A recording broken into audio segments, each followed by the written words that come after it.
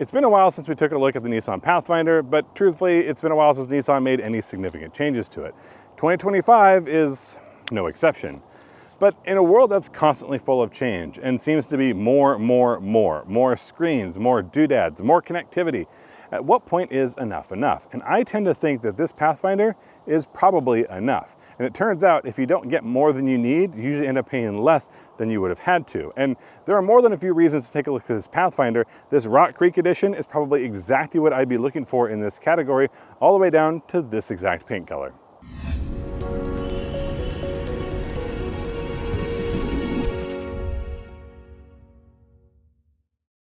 The Rock Creek trim is going to stand out from the rest of the lineup by having a more aggressive and rugged front end design, but a lot of that's done with some simple coloring.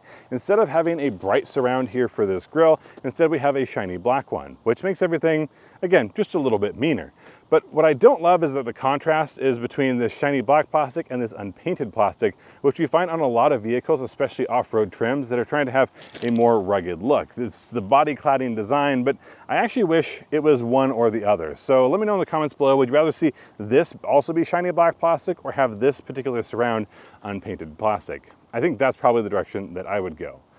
But if you went in that direction, it might seem a little bit cheaper, and that's not what Nissan's trying to do here, because you do see a lot of nicer touches like LED headlights, daytime running lights, and as you can see, LED fog lights included here for the Rock Creek trim. But one thing that stays incandescent is going to be that turn signal over there, though that turn signal is at least one of the few spots of orange that we find on the exterior here at the front end, but I wish there was a little bit more of it because the Rock Creek trim has a lot of orange accents throughout the interior. I wouldn't mind seeing this Nissan logo swapped out with that orange painted look, or maybe having some tow hooks, which you'll notice we don't have here. That would be another great place to put some orange, but don't worry, we do still have a recovery point. It's just not fixed in place. You'll have the tow hook that you can go ahead and screw in on that side of the bumper. In terms of size, this falls pretty squarely between a Highlander and a Grand Highlander, but it's leaning much more into an off-road persona than either of those two models. Although functionally speaking, much more like a Pilot Trail Sport than something like a Sequoia TRD off-road. And the aesthetics here, I think, really match what this wants to do, but again, capability-wise, it might come up a little bit short. I think it's enough though. For example, these wheels are an 18-inch beadlock style wheel, not beadlock capable. So you get the look, but just know it's not going to be doing any of that crawling with your beaded wheels. We also do get an all-terrain tire and a little bit of a lift and an off-road tuned suspension. So when you do find yourself off the beaten path, it's going to handle it pretty well. But just know that even though we're at 7.7 inches of ground clearance, we're not getting any more protection under the car. I crawled under here a little bit earlier, and while things seem to be covered up, they're mostly covered up in plastic. So I would call them covered and not so much protected. As far as the adventure goes though, the one thing that I hate that I love is going to be this roof rack, because of course you can get a roof rail and crossbars on just about every other Pathfinder, but you only get the roof rack here on the Rock Creek, and this screams Nissan Xterra. And Nissan, if you're listening, there probably is still a market for something like the Xterra, but this in the moment is going to be the closest you can get to it, and I absolutely love it. Plus this green paint, plus we do have a black roof here, so everything just has that sporty feel a lot of people are looking for. Around back, there might be a few things that stand out besides the fact that it's really dusty, but if you want to shoot Rock Creeks on the rocks, it's probably going to get a little bit dirty. I think my favorite thing is the fact that the badges here, the whole badge package is blacked out, except for that Nissan logo, which obviously stands out a little bit like a sore thumb. I mentioned maybe orange up front, orange or black, give me the option, I don't care which, but that white, probably not my favorite. We do get LED tail lights and LED reverse lights, but one thing we find in the back that we don't find in the front are going to be parking sensors. So down here you can find both in the body color and in the black plastic those sensors, but none available for the front. And that seems like a little bit of a weird thing to leave out, especially since the bigger the vehicle, the more important those parking sensors are. We do get functions though. Obviously you can see we have a rear wiper that I'm not going to enable at this time because I do think that would look a little bit worse. But one thing I appreciate being on here is going to be the standard tow package. And that means that we can tow up to 6,000 pounds on this trim and the 6,000 pounds on a few others. Your 7-pin connector is there. It's a little bit more weight than you're going to find on some of the competition, not leaps and bounds, but the fact is if you want to tow a little bit heavier than the 5,000 base standard you find on a lot of the other models, then this is going to be something to consider. Under the hood of every Pathfinder, you'll find a 3.5 liter V6 paired to a 9-speed automatic transmission. You can get it in either a 2-wheel drive or a 4-wheel drive, but when it comes to the Rock Creek, 4-wheel drive only, and you get more power than every other trim. It's not because there's anything extra special happening under the hood here, but it has to do with the retune based on premium unleaded, not regular. So if you put premium in this, you get 295 horsepower, 270 pound-feet of torque, and that's 11 more horsepower and torque than you find in every other model. But because we do have a little bit more power, we also have different tires, and we have a bit of a suspension lift, you should also expect a little less fuel economy than you get in every other trim. In this case, it's rated for 20 city, 23 highway, and 21 overall combined. But the good news is the testing that I did had some different results, and ones that you'll probably appreciate. Up front, these seats are pretty comfortable for me, and overall about a 7.5 out of 10. The lower cushion is nice and firm, but the seat's more accommodating than it is supportive, so a wide range of body shapes should be able to get here relatively comfortably. But if you're looking for a snug fit, this probably isn't it. It'd be a little bit better if I had 4-way adjustable lumbar, but in this case only 2, and the 8-way power seat isn't bad, but it doesn't maybe have the range that it needs to. Now for myself at 6 feet tall, I'm more torso than I am legs. I have plenty of leg adjustment for myself, but when I kick this all the way back, I think it's worth noting that if you are a long-legged person, make sure you're gonna fit in the space. But as far as headroom goes, I have about 5 or so inches of headroom, and this is the non-moonroof option, but you only can get a non-moonroof option here in the Rock Creek. Even if you do and it cuts into that headroom, you should still have plenty, because normally I lower my seat all the way to the ground, and in this case, because of the hood and dash profile, I actually lifted it up a little bit, and I still have plenty of room. When it comes to the steering wheel adjustment, it's a manual tilt and telescoping. There is plenty of range for myself, but again, if you kick yourself all the way back, you want to make sure you're going to be able to reach there, but I have longer arms, part of that longer torso situation. The passenger seat does have a range of motion, but it's not quite as much, or at least variety of adjustments as you get here in the driver's seat. It's also all manual, so no powered electronics over there in the passenger seat. We also don't get memory seating here, not even as an available option. When it comes to the back seat, there might not be loads of room, but there is still plenty. Sitting behind myself as the driver, I've got about 4 inches of leg room. This cushion is actually relatively high up, so I don't feel like I'm totally unsupported. I also, even sitting back, have let's say about 3 or 4 inches of headroom, but this seat is adjustable, so if it's in its most upright position, that means I get a little bit closer to the ceiling, but even if we had the moonroof, I suspect I would fit. I can also tilt it quite a ways back, and it does have an armrest, although this won't ratchet and lock into a specific position, so you want to make sure it's the right one for you. Now, if I slide over here to the other seat, this is going to show you just a little bit better about that space. I do have this all the way back in its tracks, and at this point I have run out of room, but chances are you're not sitting the tallest person behind the tallest, so you should be okay there. Ventilation is going to be found up here in the ceiling, and it's going to be a standard 3-zone climate control. So I do have controls here right in the center. I also have USB-C and USB-A, and we also have a nice handy center console here. Unfortunately, this black plastic I think is going to get scratched up pretty quickly, but it's got a little bit of a storage cubby and 2 additional cup holders. But if you couldn't tell on that door, I also have 2 cup holders here in this door and a little bit of a storage pocket down here. There isn't a whole lot of extra feature set, but there is a lot of cup holders. I've got 2 up front, I've got pockets in the doors, 2 in each of these doors, a pocket here that looks like it could fit a water bottle, 2 more here, and shocker, each of the back seats has 2 of their own, at least on the outsides it does. And as you might be able to tell, there's also lots of room for car seats, whether forward-facing or rear-facing. Now, this is going to be on a slider, so if you do need to make the most of space and kind of get creative with it, you can slide these quite a ways forwards and backwards. If you do have a forward-facing car seat, you can leave that buckled in when you access the rear. We'll do so by that button right here. It'll tilt and slide forward. Obviously, you might not be able to go all the way forward, but it is going to create a very large space to get in. But if you have a rear facing, that's obviously not going to work the way you want it to. But let me go ahead and climb back there and see what the space looks like. Now that I've made my way to the back, let me go ahead and pull this into its set position, and where it wants to set is going to be a little bit tight for me here. Now obviously this person could slide forward, but right now I'm a little bit squished. If I had another inch or so, I could make this work. But the standard seating position here is pretty upright. The good news is if you reach back here, you can adjust that and it'll go quite a ways back. But the farther you go back, the closer you run into the ceiling. And as you can see, I have officially run out of room. What I'm running into happens to be the seat belt for that middle seat. So just know that's gonna be found up here in the roof, not located on the seat itself. If I put this a little bit more comfortably, let's see if I can find that spot there. This is probably where I would have this seat. It's a half click or so from the totally vertical position, and I like to sit pretty upright, so this being that upright or too upright for me tells you a lot, and I do still have just enough room. I also have ventilation up here, and if you need to put a car seat in, they have access points, or excuse me, anchor points here on the left side, nothing for the right, and obviously nothing for the middle. Now let's talk about cargo space, because you might not want to use the trailer capability or the 220-pound capacity of what you can find on the roof. And since this isn't very large when it comes to a three-row vehicle, it stands to reason that we wouldn't have a ton of space with that third row up. And that really does stand true. At 16.6 cubic feet, I think this is pretty usable, but it's going to fall short of a lot of other vehicles in the class, but those vehicles tend to be a little bit bigger. I've got my carry-on bags here, and I can configure these in a number of ways and fit more than a few of them on there.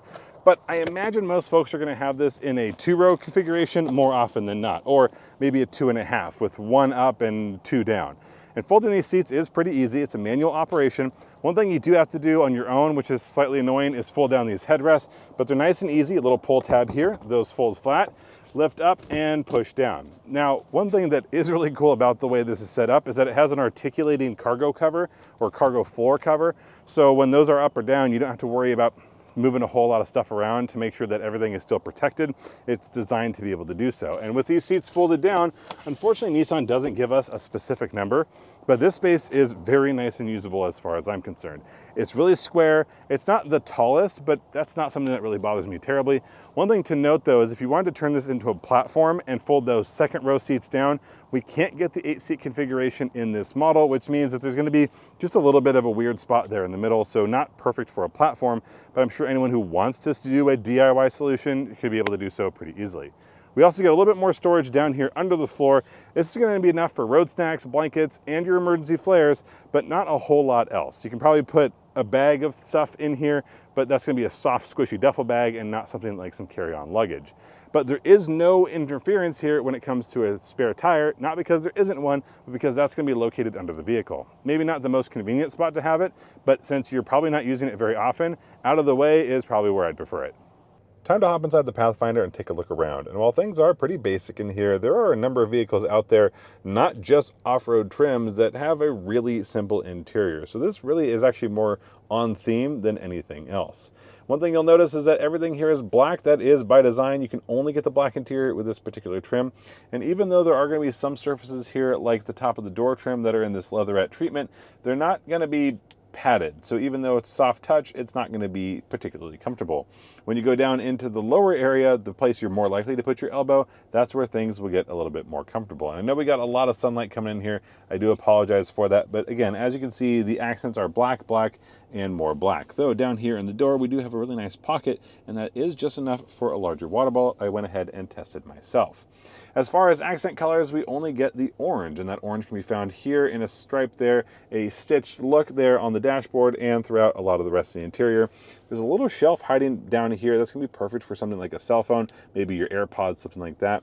And then just down below that in the glove box, it's a nice wide glove box, not terribly deep, but actually overall capacity is probably higher than you'll find in a lot of other vehicles. From here, let's take a look at the screen, and this screen is where things start to be a little bit disappointing. And I'll be honest, I try not to be a snob about specifics where I don't have to, but this screen is only 8 inches and the upgraded screen is only 9 inches. So there isn't a whole lot of real estate to be found here, and the functionality in it is a little bit limited. If we look through, swiping through the menus, you can see it's not terribly responsive, and even though you can make some adjustments here on where things are and where they lie, it's not something you're going to want to spend a whole lot of time doing. So for most folks, it's going to be Android Auto or Apple CarPlay.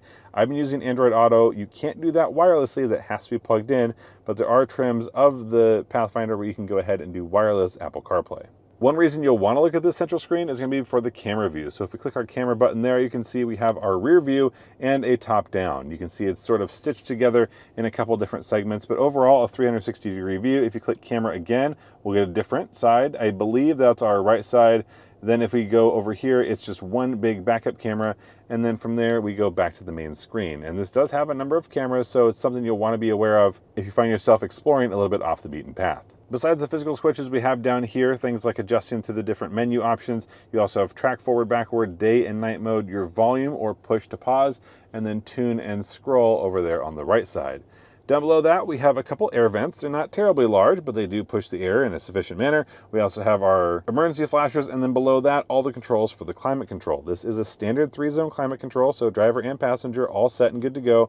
We have heated seats in this model, but no heated steering wheel. We also don't have ventilated seating, which would be really nice, especially on a day like today where I did find myself doing a little bit of off-roading in the heat. I wouldn't have minded a little bit of ventilation. Just below our climate screens, you're going to find a little bit of a storage area. Let me go ahead and slide my phone out of here. This is where you'll find your USB-C, USB-A, and a 12-volt outlet down there below. There's a little bit of room here. No wireless charging available in this trim. You have to go to the very top end trim to get that wireless charging. And since my phone did have to be plugged in, I put it in this little slot here with the charge port facing up. That way I could have the cable running there. The cable right now is charging a power brick. As far as the shifter goes, I really like this low profile shifter. It's just going to slide forwards and backwards, press park for park. There's drive and manual mode. We do have paddle shifters here. And again, everything is nice and low profile. Not a lot of black plastic to be found here in the center. These cup holders are big enough for just about every cup you might need, but I'll pull my big water bottle out of here and you'll see that it doesn't fit very well. It's a little bit of a tight fit, but this is not a big 24 ounce. It's actually a thinner 20 ounce. So that's not going to be great for everybody. What is going to be nice is if you got this vehicle and you want it to be a little bit more capable, you're really going to want to make sure you use your different drive modes. Now, automatic is what we're set in right now. Eco, sport, towing, winter, snow, mud, and then these over here are going to be the adjustments for mud and ruts and sand. And I didn't end up using any of these while I was out today. Everything was pretty good as is. We also have an auto hold, and you can turn off the auto stop start function. We also get a little bit more splash of orange here on the stitching on the outside there. And then if we slide back to the center armrest, which is pretty nicely padded, you'll see Rock Creek here and Pathfinder just above that. If we open this up, one thing I find just a little bit funny, because it's just not something we see a whole lot these days, we have a spot here for your coins, so nice and easy there. And this is a pretty large storage container. We've got some of our testing components in there, but overall, not a bad use of the space. Between this, the door pockets, and the glove box, you should be able to find room for just about everything you need. Now, moving on to the steering wheel, there's nothing terribly unique happening here, at least compared to the rest of the Nissan lineup. This model has ProPilot Assist 1.0, which means not only will it do adaptive cruise, but it will also do the auto steering. You can turn that on and off here. We also have a button there to open and close the rear hatch. I will say that this button was really important for me because I turned this off. In the main instrument cluster here, this is also going to be pretty small as far as screens go. I apologize, I know it's flickering. I'll see if I can try and work on that while we're talking. But on the left and right side, you're going to get analog gauges. Those are simple and easy to read. Here in the center, there are going to be some things you can change and cycle through. Obviously, we can go for more information or less. Some of your basics here, the audio you're listening to, that's if you're in your ProPilot mode, and then a number of settings you can cycle through. And then, for example, if you're working through your different individual menus, you can usually scroll up and down and get a little bit more or less information. This screen is not terribly large, and in this model, there's no heads-up display available, so this is all the information you get. Hopefully it's enough, and for myself, I found it to be plenty. Up here in the ceiling, you'll find a few more controls, things like your dome lights and your SOS button, as well as a spot there for your sunglasses. There is no rear view camera, but when we drop our visor down, we do have a lit mirror, maybe not the brightest light, but a light nonetheless, and the ability to go ahead and slide this in and out. So you should get some pretty good sun protection. That is going to be the same for both driver and passenger. If this is the Pathfinder with the highest rated horsepower, then it better have some punch, even if it's not called the performance model. And the good news is, it does. And it sounds good doing it too. I was able to get 0 to 60 repeatedly in 7 seconds flat. And actually, more impressively, I was able to get down from 60 to 0 in 118 feet. And I know that's not something to necessarily write home about, but this isn't listed as a performance model. It has the widest tires, but they're all-terrain, so that's going to be working against it. And overall, it was a lot of fun, and it can be a lot of fun. But I will mention right now, if you hear any whistling, I promise that's not the car. That has everything to do with the fact that there's a camera strapped to the top of it, and there's an interesting crosswind situation. Haven't run into that one before. But out on the road, you're not drawn away from anything that has to do with the powertrain, just kind of drawn into it. And that's a good thing, because I actually really like the way this is all set up. It's not the highest horsepower, it's not a twin turbo anything, it's not hybridized, which would certainly help in a number of ways, but this engine is butter smooth. And yes, when you put it in sport mode, it's got a little bit more pep, but none of it's particularly ruckus. It's just ready to do its job. What isn't necessarily up to the task is going to be those tires. As I mentioned, I was able to stop at 118 feet. I'd be really curious what the difference was if I had some street tires, even if they were only 255 versus the 265s we have here. But one thing that this doesn't do particularly well is handle. You can get this a little bit higher speeds and into some corners, but it just feels like these tires are not really up to the task. They're definitely more towards all-terrain than your everyday terrain, which is going to be out on the pavement. And for that reason, I have to give this about a C+. It's not on the car so much as it is the tires, but that's a big part of this vehicle, is this off-road oriented driving experience. And again, your everyday driving is going to be just fine, and you're going to be better off when you hit the path, but getting to that path is not going to be as fun as maybe as I would like it to be. I know it's not a performance model, but I wish it had a little bit more lateral grip. That said, when you are on a longer road trip, the ride on this is smooth. Not as smooth as probably the Powertrain is, because there is no trick suspension, there's no adjustable dampers, there's no air suspension trying to engage itself. It's just a pretty smooth ride. And as you'll see in just a few minutes, when you do take it off the pavement, it does a really good job of handling just about everything you throw at it. Again, at least as far as comfort goes. And that's one of the big things for me, is what's it like to spend time with the car? Because on paper, this falls short in a number of ways. Pricing isn't one of them, but you know the drill, that usually comes later. It's just about how does it feel to drive? And it feels like an SUV. It feels like an off-road oriented SUV, even though it's not going to be as capable as some other options. It's also not going to be as heavy or potentially as clunky as we'll find in some of those other offerings. It's just a really interesting package, but something I'd be drawn to if I was looking for a third row. I wanted to keep my pricing low, and I wanted to be able to count on the vehicle, because there are a lot of things that are unchanged with this model, and that usually is a good thing for reliability, especially things like this engine. They've been around for a few minutes.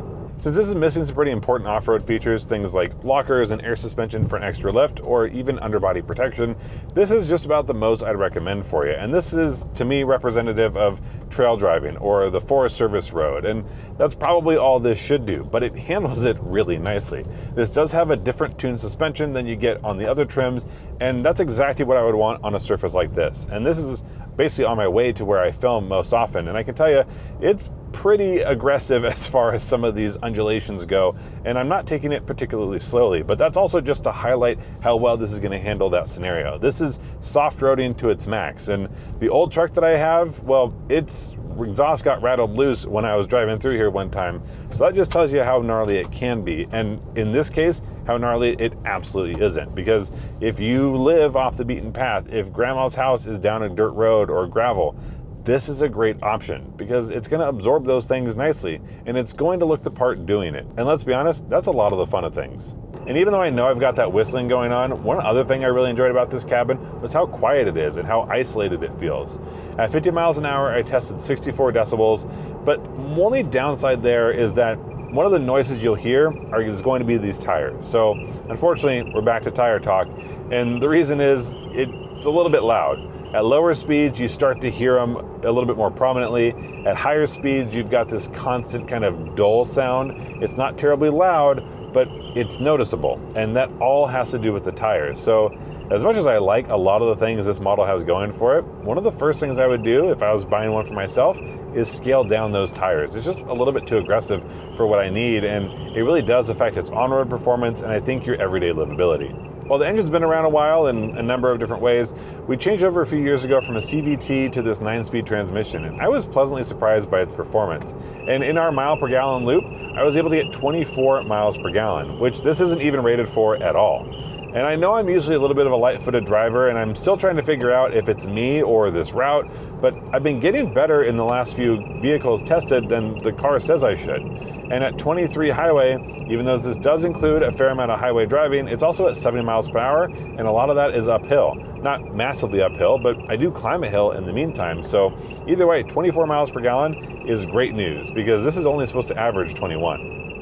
I've said it before, but one of the strongest selling points of this Pathfinder is going to be its affordability. And as you can see, it is not only one of the least expensive to get into, but also one of the least expensive to build all the way up. There are going to be a few different reasons for that, and you may notice there are both 2025 and 2026 prices, and a lot of that just has to do with what vehicles are early 2026 available in 25, and which ones are 25s that have 26 coming in the near future, which most of them do, obviously, and some of them with significant updates. But what this Nissan does so well with is limited packaging. You have one engine option available, where in a lot of the competition you'll find multiple options. They also have a lot smaller option lists, less packages available, and while some people might not think that's going to be a premium experience, you're also not paying a premium for it. So without further ado, let's dive into some of the more direct head-to-head competition. And I think one of the first standouts is going to be something like the Honda Pilot, which I'll admit, not only does it come with a slightly higher price tag, but does seem to offer a more premium experience. It's also a little bit larger, so you get a little bit more room. But one thing it does match with the Nissan is going to be a V6 engine under the hood. And while a lot of the other competition, the other two that I'll talk about after this, come with a turbocharged 4-cylinder, if you're looking for a V6, then this is going to be the way to go, or one of the direct matchups that you'll be shopping against. But when it comes to the complete packaging, even though Honda is a little bit more expensive, I do think it's probably the direction I would go between these two. The reason is the Honda feels like a more complete package. But it's just doing, I think, enough to go ahead and give it a nod. When you hop inside, it's going to feel more premium, a lot of that having to do with the screens. And while I'm not trying to be a size queen here, those screens are ones that even in Honda are a little bit behind some of the competition, but really do shine when you compare it to something like the Nissan.